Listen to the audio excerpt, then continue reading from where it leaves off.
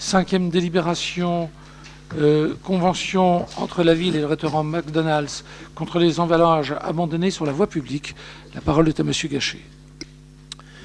Monsieur le maire informe l'Assemblée qu'une charte nationale a été signée le 21 octobre 2008 entre l'Association des maires de France et le Syndicat national de l'alimentation et de la restauration rapide. Cette démarche consiste à mettre en œuvre des mesures visant à réduire les emballages sur la voie publique. À Luçon, le restaurant McDonald's propose à la commune d'adhérer à cette mesure dont les objectifs sont les suivants.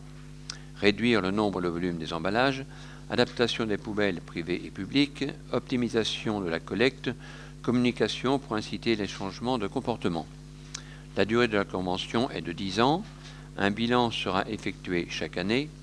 Vu l'avis favorable de la commission de l'urbanisme du 6 février, le conseil municipal, après en avoir délibéré, accepte les principes et les objectifs de cette convention et autorise monsieur le maire à signer la convention avec le restaurant McDonald's de Luçon. Voilà, la convention, vous l'avez en annexe, vous l'avez lu peut-être. Voilà, je pense que c'est une bonne chose. J'ai rencontré les dirigeants de chez McDonald's. Il n'est pas question de mettre une poubelle avec de la publicité en face chaque porte. C'est pas ça du tout, parce que ce serait mal vu. Mais bon, ils vont en implanter une ou deux d'abord, et puis on verra par la suite. Mais il y a des engagements de la ville aussi, qui est de revoir l'emplacement des poubelles, par exemple, et puis de voir ce que l'on peut faire pour que il y a moins de déchets, il n'y en a pas beaucoup, mais il y en a encore trop qui puissent se balader en ville. Les poubelles qui vont être implantées seront des poubelles avec des logos publicitaires McDonald's ? Non. Ah non, c'est pas ça. Non. Il y aura un petit logo dessus. Sur les poubelles de McDonald's. Ah bon ? Oui, non, à côté de McDonald's, mais ceux qui seront implantés en ville n'auront Ceux pas qui de seront logo. implantés en ville, oui, c'est ça. Non, il n'y aura pas de... Ceux à côté de McDonald's, ils sont dans leur territoire. Non, mais ceux qui seront implantés en ville, non. Ah, oui, le but, si vous voulez, de McDonald's dans cette histoire-là, c'est que ils ont, alors au niveau national, pas forcément au niveau luçonnais, mais ils ont une image qui est terrible parce qu'on retrouve avec bien sûr leur logo des déchets un petit peu partout. Et donc il y a une politique nationale, donc McDonald's, dans le domaine tout simplement de l'image environnementale qu'ils veulent se donner, de même qu'ils se sont donné l'image qui est juste d'ailleurs de se fournir chez des fournisseurs qui sont des fournisseurs donc locaux. Par exemple, la viande de bœuf vient localement, par exemple. Et donc, ils veulent se donner cette image-là. Et donc, il y a une politique nationale, tout simplement, de réflexion sur les déchets et de sensibilisation, en particulier de leurs clients. Mais il n'y a pas de contrepartie. Voilà, non, mais sur le principe, c'est ça. C'est parce que si, au moment où on met en place une TLPE pour les entreprises qui font de la publicité, si on leur donne la possibilité d'avoir des poubelles un peu partout en ville avec des logos publicitaires, ça serait un petit peu malvenu, quoi. On serait obligé de leur compter dans la surface chacun des logos. Oui, mais même. D'accord. Ok. D'ailleurs, dans la convention et dans la discussion, il y a même des endroits où McDonald's ne met pas les poubelles, c'est-à-dire que tout simplement, il signale en disant il y a tel endroit où ce serait, etc. Voilà. Et donc c'est la ville après qui juge oui ou non s'il faut le faire en fonction des données qui sont... Non, c'est des poubelles urbaines. Alors après, tout est oui. Alors attention, en plus, on est, vous savez qu'on est avec Vigipirate, on a des normes qui sont très très strictes autour de. Bon, et comme en ce moment, on est en plus en pleine zone rouge de Vigipirate, voilà. Donc, La première devrait être implantée à proximité du campus. Voilà. D'autres remarques et d'autres questions ? Donc je le soumets à votre vote. Y a-t-il des gens qui sont contre ? Qui s'abstiennent? Qui est pour? Unanimité, donc je vous en remercie.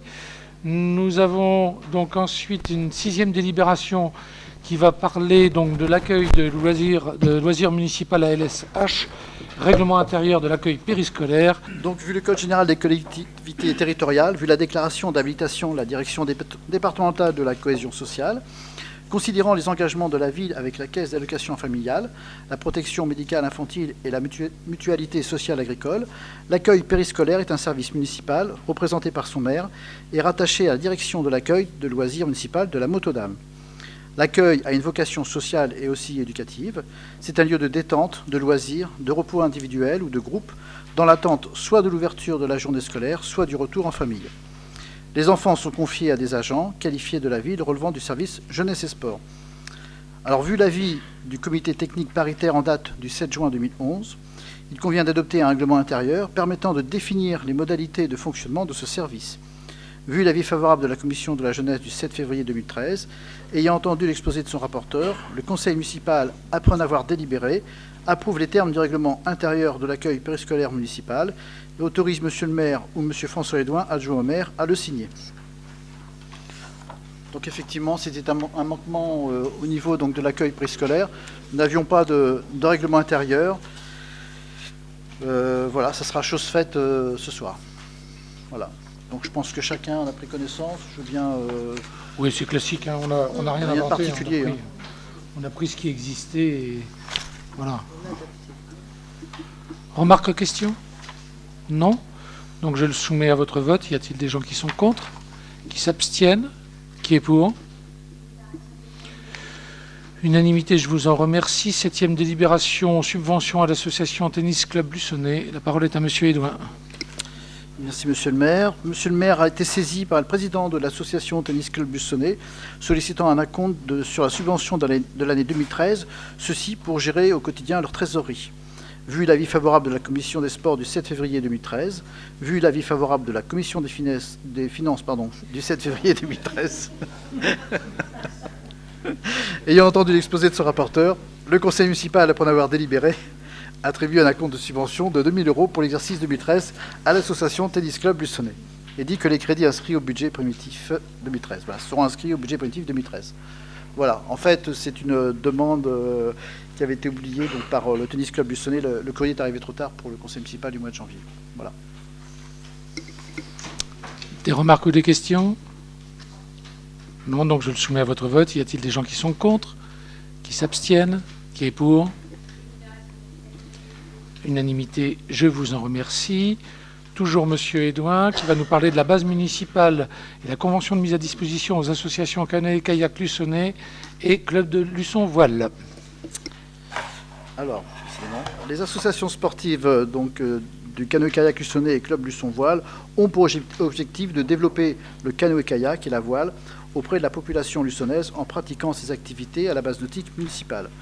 Considérant la nécessité de fixer les modalités de mise à disposition aux associations par la ville, vu l'avis favorable de la commission des sports et des finances du 7 février 2013, ayant entendu l'exposé de son rapporteur, le conseil municipal, après en avoir délibéré, approuve les termes des conventions avec les associations canoë-kayak Luçonnet et club Luçon Voile et autorise monsieur le maire ou monsieur François Edouin, adjoint au maire chargé des sports, à signer les conventions de partenariat.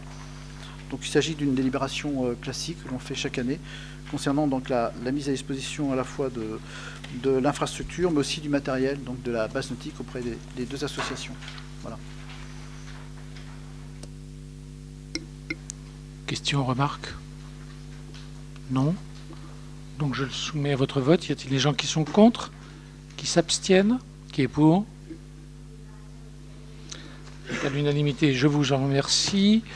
9e délibération, saison 2012-2013 du Théâtre Milandry, convention de partenariat culturel entre le département de la Vendée et la ville de Luçon, organisation du spectacle Le Jardin de Monsieur Rameau. Alors c'est moi qui vais vous présenter parce que Madame Parpaillon est retenue dans une autre réunion pour le tourisme. Donc en fait, le but de cette délibération, c'est de faire donc une convention entre le département et la ville de Luçon, puisqu'il va y avoir un spectacle qui est organisé par William Christie. Et donc, vous savez que William Christie, qui est un des grands maîtres du baroque et qui habite à Tiré, donc pas loin d'ici, et qui fait en règle générale des spectacles qui sont très courus et qui sont surtout de très grande qualité. Et donc, le Conseil général a proposé que le jardin de M. Rameau donc, soit joué dans le théâtre Milandry.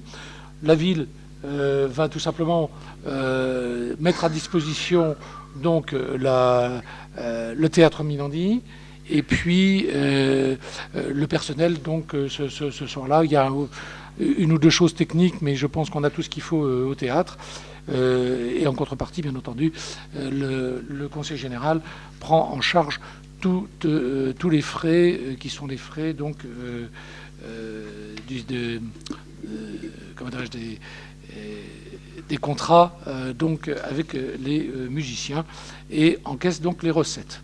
Voilà, ce qui donne donc la délibération suivante, dont, vu le Code général des collectivités territoriales, je vous rappelle que le Théâtre Minardi est un service municipal qui assure une mission de service public culturel. À ce titre, il participe activement à la promotion de l'activité culturelle. Il permet un accès large et équitable des Luçonnais à la culture et au spectacle vivant en particulier. En ce sens, la ville de Luçon et le département de la Vendée collaborent à l'organisation d'une présentation du spectacle Le Jardin de Monsieur Rameau dans le cadre de la programmation culturelle 2012-2013 du Théâtre Minardi, le dimanche 17 mars 2013 à 17h. Considérant la nécessité de fixer les modalités du partenariat qui lie les deux collectivités, et vu l'avis favorable de la Commission des finances du 7 février 2013, ayant entendu l'exposé du rapporteur, je vous demande d'approuver donc les termes de la convention de partenariat culturel conclue avec le département de la Vendée et de m'autoriser ou Madame Parpaillon, adjointe au maire, à signer cette convention et toutes les pièces afférentes à ce dossier. Voilà, avez-vous des remarques ou des questions ? Non, donc je le soumets à votre vote. Y a-t-il des gens qui sont contre, qui s'abstiennent, qui est pour ? Unanimité, je vous en remercie. Je vous invite fortement à voir ce spectacle le 17 mars. Pour ceux qui aiment le baroque, ce sera vraiment un moment exceptionnel. Nous allons passer la parole à la douce voix de Madame Simonet, qui va nous parler de l'avancement de grade et de la fixation de taux de promotion. Merci Monsieur le maire. Donc la délibération annuelle habituelle, il est donc proposé de fixer le taux de promotion à 100% pour toutes les filières, sauf la police, qui a un régime à part, ce qui signifie que tous les agents pouvant être promus le seront. Considérant le tableau des effectifs, vu l'avis du comité technique paritaire en sa séance du 4 décembre 2012, vu l'avis favorable de la commission des finances du 7 février 2013, ayant entendu l'exposé de son rapporteur, le conseil municipal, après en avoir délibéré, définit les ratios d'avancement de grade pour 2013 et retient pour l'ensemble des grades de la fonction publique territoriale un ratio à 100% à l'exception de la filière police. Donc c'est la même tous les ans. Des remarques ou des questions ? Donc je le soumets à votre vote. Y a-t-il des gens qui sont contre, qui s'abstiennent, qui est pour ? Unanimité, je vous en remercie. 11e délibération régionale indemnitaire, maintien des anciens montants de référence de l'indemnité d'exercice des missions des préfectures, dit IEMP.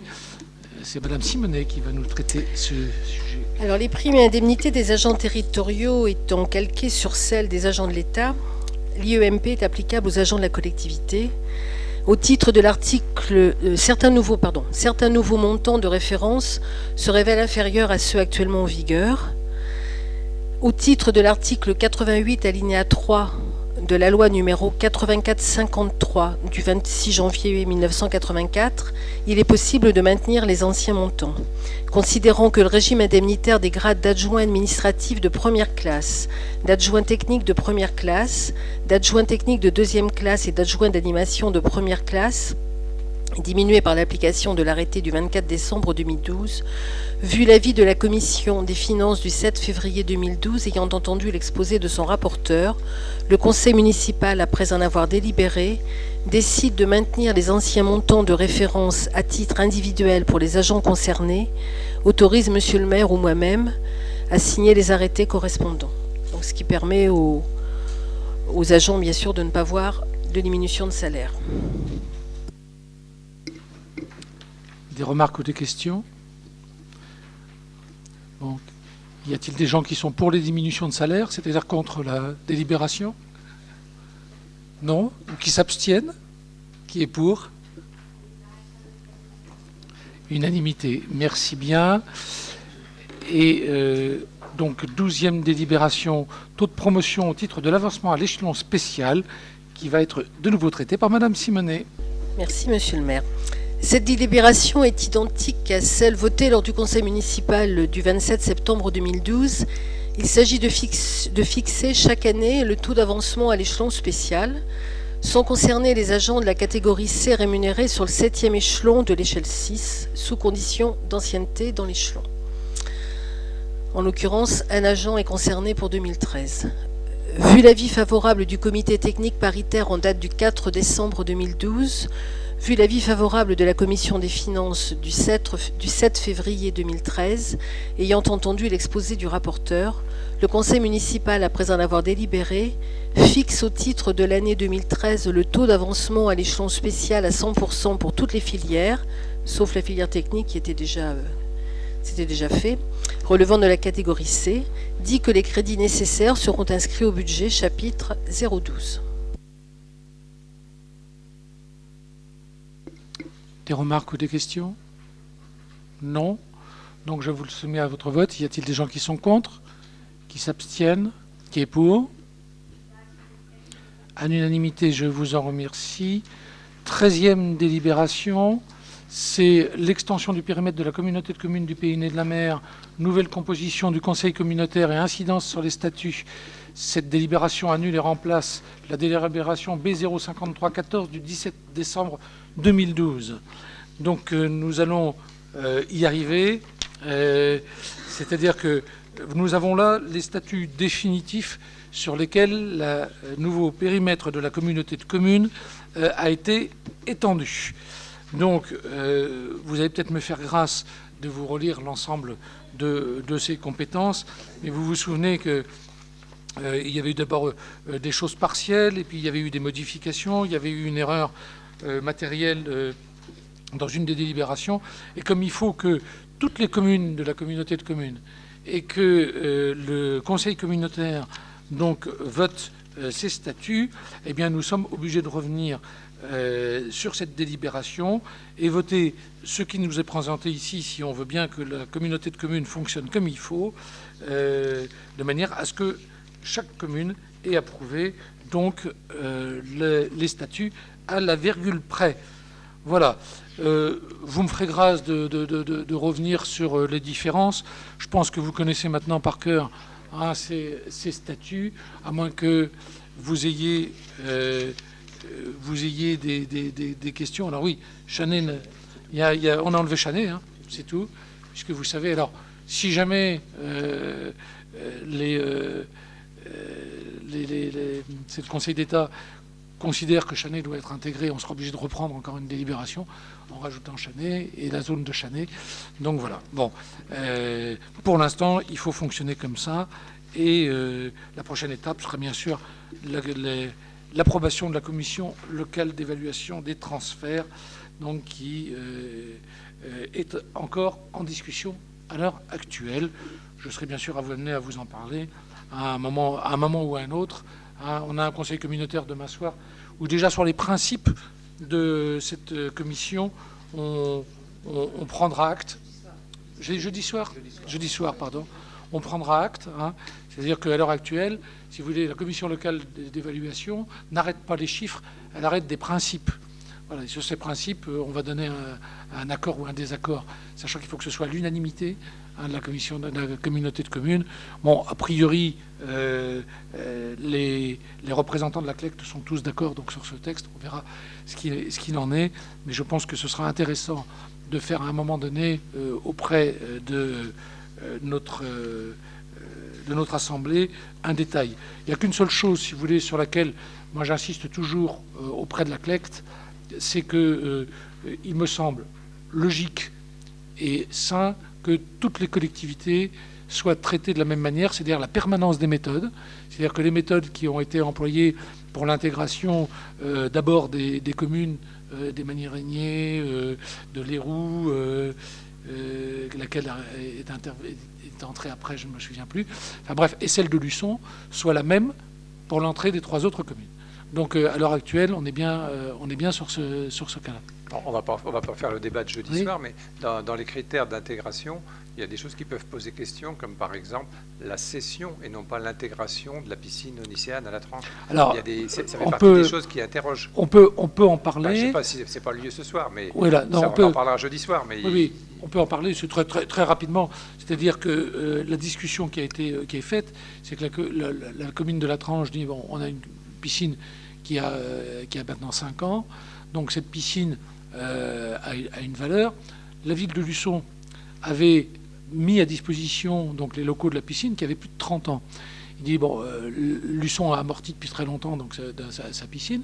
Il va être construit une nouvelle piscine par la communauté de communes, donc sur la commune de Luçon, qui sera payée à 100% donc, par la communauté de communes.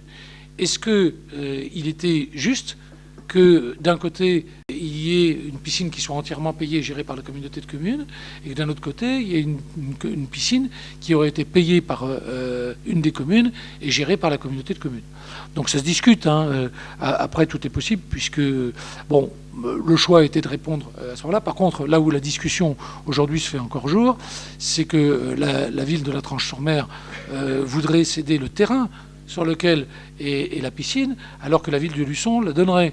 Donc permanence des méthodes, nous ce qu'on dit, après c'est le choix bien entendu de la communauté de communes, mais si jamais ils achètent le terrain de La Tranche, il faut acheter le terrain sur Luçon. Hein, et si jamais ils n'achètent pas le terrain sur Luçon, il ne faut pas qu'ils achètent le terrain sur la Tranche, quoi. Même si les valeurs sont complètement différentes, puisque le mètre carré à La Tranche-sur-Mer n'a rien à voir avec la baie. Mais c'est une question de permanence des méthodes. Mais bon, et par rapport au problème potentiel, parce qu'une fois que la communauté de communes aura fait l'acquisition de cette piscine, aujourd'hui on dit que tout est en état. On a tous entendu parler de problèmes de sous-sol, notamment là-bas. Qu'est-ce qui va se passer au niveau de la décennale? Qui derrière, est-ce que la décennale couvre les problèmes de sous-sol? Qui derrière sera amené à gérer les problèmes? Il y a des ambiguïtés quand même, hein, sur ce dossier-là. Alors selon la ville de La Tranche-sur-Mer, hein, je rapporte les propos. Donc les études de sol ont été faites, elles sont bonnes. Il m'a parlé d'un nombre de poteaux assez impressionnant donc en sous-sol. Par contre, il y a des défauts, il est vrai, de pose de carrelage qui là rentrent dans la garantie décennale, et les travaux doivent être faits lors de la prochaine vidange. Bien sûr, on ne peut pas recoller des carreaux pendant que la piscine est en action. Donc ça rentre dans la décennale. Voilà, donc a priori, M. Kubrick, maire de La Tranche-sur-Mer, devait faire passer auprès de M. Etienne donc la totalité des dossiers donc, qui règlent ce problème, parce que c'est vrai qu'entre ce qu'on entend et la réalité des choses, il faut être juste. Donc voilà, les dernières nouvelles, mais bon, j'ai pas eu le dossier entre les mains, hein, les dernières nouvelles donc, que j'ai eues étaient celles-ci, et on a discuté donc, sur le fond après, acquérir, pas acquérir, voilà, c'est une discussion. Permanence des méthodes, donc justement en permanence des méthodes, c'est vrai qu'on ne l'a pas acquis, mais la piscine va être entièrement payée par la communauté de communes, alors qu'elle sera sur le territoire de la ville de Luçon, et qu'il y a là une piscine qui n'a que 5 ans et qui ne serait pas payée qui serait payée par une des communes. Donc bon, je suis d'accord avec vous, ça se discute. Hein, ça se discute, mais ça peut être intéressant que la communauté de communes achète le terrain, parce que ça permettrait peut-être de faire la piscine ailleurs. À La Tranche, ça va être un peu compliqué. Voilà, donc non, mais j'entends votre argument, comme quoi le prix du terrain était quand même un argument de choc. Donc je vous remercie. Sur ce texte, avez-vous d'autres remarques? Non. Donc je le soumets à votre vote. Y a-t-il des gens qui sont contre, qui s'abstiennent, qui est pour? Unanimité, donc je vous remercie. Juste un petit mot là parce que c'est vrai que quand on me parle d'implantation de la piscine à Luçon, j'y reviendrai. La piscine n'est pas un sujet seul. On ne va pas implanter un bloc de béton sur la ville de Luçon, sur le port. C'est un véritable projet d'ensemble dont on aura à reparler, et bien sûr sur lequel la discussion sera ouverte. Mais je rappelle qu'il y a un des points qui est un des points essentiels, et qui est d'ailleurs inscrit dans les ZPPAUP, c'est que tout ce qui doit se faire sur le port doit aboutir à ce qui rappelle l'ouverture donc du bassin du port, et à respecter donc son histoire et son environnement. Donc c'est un projet architectural que je voudrais transparent, hein, avec tout un ensemble autour, donc qui rappelle l'histoire du port et qui donne, on en a parlé avec le président du parc du Marais Poitevin, il est passé vous voir après, donc je pense qu'il vous en a dit un mot. Disant qu'on pourrait faire ici un véritable pôle de l'eau. qui serait quelque chose qui, d'abord, au sein du Marais Poitevin, serait intéressant, premier point. Et deuxième point, serait un relais du point de vue touristique qui serait aussi intéressant. Bon, nous aurons l'occasion d'en reparler d'ici quelques temps. Voilà, 14e délibération, désignation des délégués titulaires et suppléants de la ville de Luçon dans les commissions de la communauté de communes du Pays Né de la Mer. Le principe, alors, vous avez 3 nouvelles commissions. Donc, pourquoi 3 nouvelles commissions? C'est tout simplement parce que, comme vous allez avoir 3 nouveaux vice-présidents au niveau de la communauté de communes, chacun ayant sa responsabilité, vous avez certains vice-présidents qui avaient des commissions donc très lourdes à l'intérieur donc de la communauté de communes et qui ont souhaité donc voir une partie de leur délégation être divisée en 2, sauf une qui a été entièrement créée. Le principe, c'est que une personne qui a été désignée en début de mandat ou en cours de mandat après une démission a un poste et a une compétence, cette compétence ne peut pas lui être retirée. Donc, de facto, ceux qui étaient dans les commissions qui ont été divisées doivent se retrouver forcément titulaires et suppléants dans les mêmes commissions. Parce que, alors j'explique cela pourquoi. C'est parce que dans les 3 nouvelles commissions, il y a une commission tourisme. Cette commission tourisme était avant dans la commission culture. Donc on a une commission culture maintenant à pair, une commission tourisme. Vous avez une deuxième commission qui est la commission aménagement de l'espace et gestion des piscines. La gestion des piscines n'existait pas. Par contre, l'aménagement de l'espace dans lequel il y a le SCOT dépendait de la commission voirie et bâtiment. Donc là, du coup, cette compétence faisant partie donc, de la nouvelle commission, il faut prendre donc les mêmes représentants que la commission voirie et bâtiment. Et puis, il existe une nouvelle commission. Si celle-là, il n'y avait aucun représentant, c'était commission des matériels roulants et transport, avec une délégation d'ailleurs pour le personnel, qui n'apparaît pas là. Mais en fait, si vous voulez, c'est ça qui est important. Maintenant qu'on a à peu près, je dis, on est entre 70 et 80, je ne sais plus le nombre exact de personnel donc à la communauté de communes. Il semblait intéressant d'avoir un élu qui était représentant donc au personnel, et c'est donc cette personne. Les 3 présidents donc qui seront vice-présidents, pardon, qui seront donc présidents des commissions. Vous avez la commission tourisme, ce sera donc le maire de l'Aiguillon-sur-Mer, M. Milsan. La commission aménagement de l'espace et gestion des piscines, ce sera M. Kubrick, donc maire de la Tranche-sur-Mer. Et commission des matériels roulants et du transport, ce sera donc M. Maratier, le maire de la Faute-sur-Mer. Ce qui vous est proposé là, c'est en blanc, mais nous nous sommes appelés, donc, c'est de mettre sur les 2 commissions, donc tourisme, ceux qui étaient donc sur cette compétence avant, donc titulaire Madame Parpaillon et suppléant Monsieur Edouin. Sur la commission aménagement de l'espace et gestion des piscines, donc ceux qui étaient donc dans la commission qui était compétente pour le SCOT, c'est-à-dire titulaire M. Bonin et suppléant M. Berdanos. Et je vous propose donc dans la commission matériel roulant et transport, titulaire M. Gachet et suppléant M. Demy, si on est d'accord. Hein.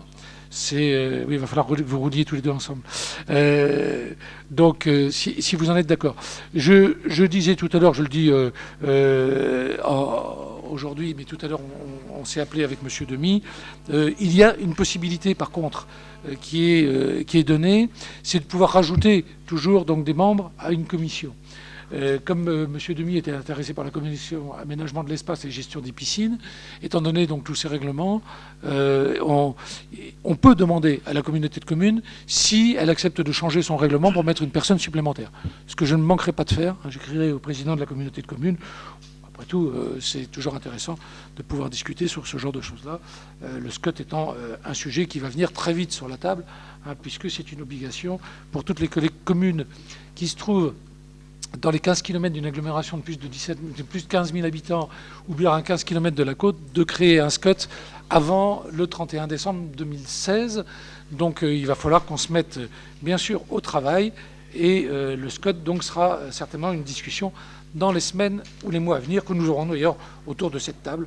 Même si nous n'en avons pas la compétence, ça me semble important que nous ayons à discuter de ce sujet. Voilà. Vous... Oui, Monsieur Demy. Simplement pour préciser qu'effectivement, j'avais demandé la possibilité de pouvoir aller dans cette commission aménagement de l'espace, puisque depuis le début du mandat, je siège à la communauté de communes, mais je n'étais dans aucune commission. Donc l'opportunité était de pouvoir intégrer pour la dernière année une commission. Tant qu'à faire, autant prendre une commission qui pouvait me sembler intéressante, puisqu'initialement j'aurais été intéressé par ou les finances ou l'économie, donc là c'était impossible. Avec la constitution de ces nouvelles commissions, ça pouvait se passer comme ça, voire même avec un échange de postes. Bon, s'il y a une possibilité avec la communauté de communes de mettre un délégué supplémentaire, mais compte tenu des statuts, compte tenu qu'on est à 1 an de la fin, j'y crois pas trop, on va faire au mieux comme ça. J'aurais préféré effectivement être à l'aménagement de l'espace au niveau des commissions. Oui, d'ailleurs au départ j'avais dit oui, et puis il s'est avéré qu'après renseignement, bon. Donc bon, on va faire comme ça. Donc vous serez à la commission matériel roulant et transport. J'espère que cette décision vous transporte de joie. Voilà. Donc, vous êtes d'accord pour qu'on vote à main levée? Oui, oui. Ah, d'accord. Bon. Donc sur ces propositions qui viennent de vous être faites, y a-t-il des gens qui sont contre, qui s'abstiennent, qui est pour? Donc adopté à l'unanimité. Nous en avons terminé avec l'ordre du jour. Juste une petite précision sur les décisions, parce qu'on m'a fait une remarque au début du... Voilà. Sur les décisions, vous avez un endroit où vous avez la D004-2013 et la D007-2013 qui peuvent vous sembler identiques. La seule chose, c'est la différence sur le lot 8 et 8. Parce que la première décision, il avait été marqué, ce lot est déclaré sans suite et fera l'objet d'une consultation ultérieure. Et après, il est arrivé donc un autre événement qui fait que ce lot est déclaré infructueux et fera l'objet d'une consultation ultérieure. Donc ce n'est pas un copier-coller bête, c'est tout simplement parce que le lot 8, carrelage faïence, est tout simplement déclaré infructueux. Et donc il fallait que ça paraisse en tant que tel. Voilà, mes chers collègues, en vous remerciant donc de la tenue de ce conseil municipal, je vous souhaite à tous une bonne soirée.